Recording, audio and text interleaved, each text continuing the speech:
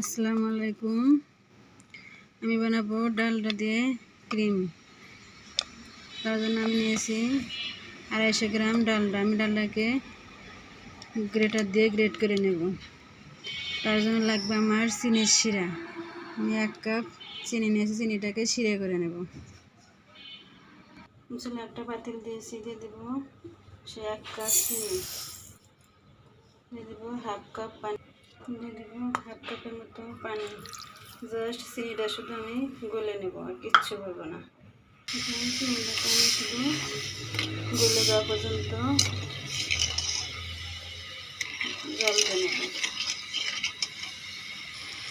চিনিটা গলে গেছে, একটা বলক চলে আসলে আমি চুলাটা বন্ধ করে দেবো।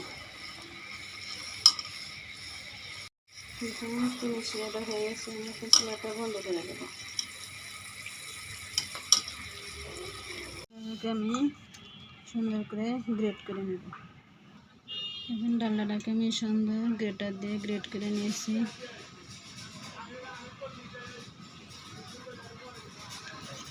আর এরপরে আমি চিনি শিরাটা ভালো করে ঠান্ডা করে নেব।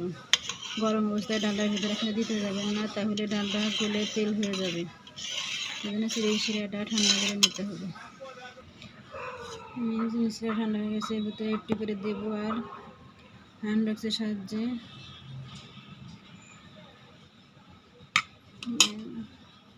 আপনারা সারি ব্লেন্ডারে করতে পারেন। হ্যান্ড ব্লেন্ডার আমি আজকে হাতে তৈরি করে আপনাদের দেখিয়ে দেবো হ্যান্ড বক্সের সাহায্যে।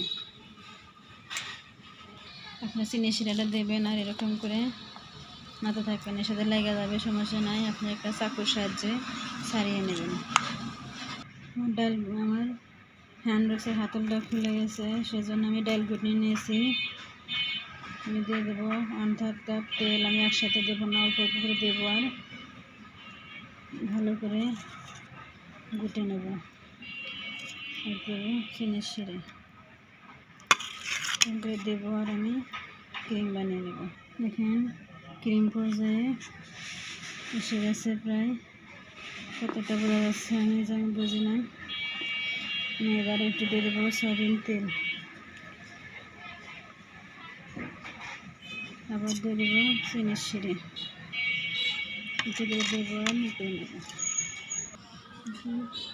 অনেকটাই ক্রিমি ক্রিমি ভাব চলে এসেছে। এখন বাকি তেলটাও দিয়ে দেবো। তেল দেওয়ার কারণ হচ্ছে ক্রিমটা নরম করবে। যেটুকু বাকি শিরায় বেঁচেছিল আমি পুরোটুকুই দিয়ে দেবো।